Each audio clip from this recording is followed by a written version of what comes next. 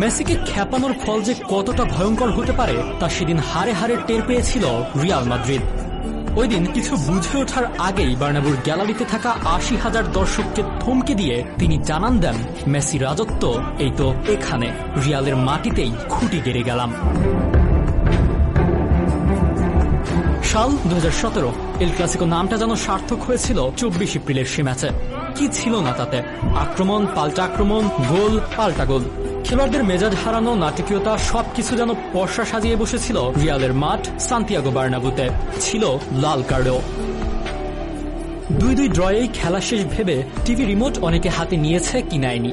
সেই মুহূর্তে দৃশ্যপটে আবারও লিও মেসি, যিনি এর আগেও করেছেন এক গোল। Sergio Roberto, Gomes, Jordi Alba আর মেসি, এই চারের মিলিত এক দুর্দান্ত পাল্টা আক্রমণে এলো মেসির ৯২ মিনিটের সেই গোল। সে গোলের পর মেসি রমন জার্সি খুলে করা আইকনিক সেলিব্রেশন আজও অজানা অনেকের। সচরাচর ঠান্ডা মাথার লোকটা হঠাৎ কি কারণে এত রেগে গিয়েছিল?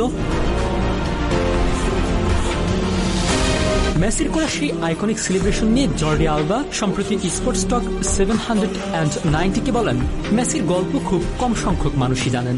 কেন তিনি গোল করার পর শার্টটি তুলেছিলেন। আমরা রিয়াল মাদ্রিদের বিপক্ষে খেলছিলাম, ম্যাচ চলাকালীন মেসির বিরুদ্ধে স্লোগান এবং তাকে অপমান করা হয়েছিল। এমনকি তারা তাকে বর্ণনা করেছিল প্রতিবন্ধী এবং বামন বলে। মেসি এটা পছন্দ করেননি। এমনকি ড্রেসিং রুমেও তিনি রেগে গিয়ে সুয়ারেজকে বলেন, এই মানুষগুলো তারা ফুটবলের সৌন্দর্য নয়, এবং দ্বিতীয়ার্ধেও তারা তা করতে থাকে।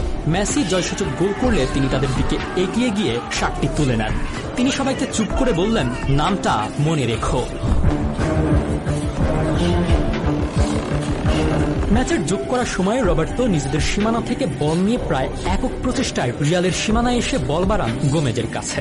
গোমেজ বলটি বায়ে ঠেলে দেন আলবার কাছে। মেসি তখনও বক্সে নেই, কিন্তু আলবা জানেন কখন থাকবেন মেসি। সেই হিসেব করেই যেন নিখুঁত এক পাস ঠেললেন। ঠিক সময়ে হাজির হলেন মেসি। রিয়াল রক্ষণ কিছু বুঝে ওঠার আগেই যেন কেইলর নাভাসের পাশ দিয়ে একটা তীরের ফলা ঢুকে গেল। তাতেই বিদ্ধ রিয়াল, রক্তাক্ত মাদ্রিদ। যে ম্যাচে মেসিকে যে কোনোভাবে আটকাতেই হবে এমন ছক কষে মাঠে নেমেছিল রিয়াল, শুরুর দিকেই মেসিকে করেছে রক্তাক্ত। মার্সেলোর দৃশ্যত ইচ্ছাকৃত কুনুইয়ে মেসির ঠোঁট গিয়েছিল ফেটে। কিন্তু মেসি শেষ গল্পটা লিখবেন বলেই তৈরি ছিলেন। জুভেন্টাস ম্যাচের পর তার রাজত্ব শেষের শুরু হলো কিনা আলোচনা উঠে গিয়েছিল। জয়সূচক নাটকীয় গোলটির পর মেসি নিজের জার্সি খুলে মেলে ধরলেন বার্নাব্যুর ৮০,০০০-এর গ্যালারির সামনে।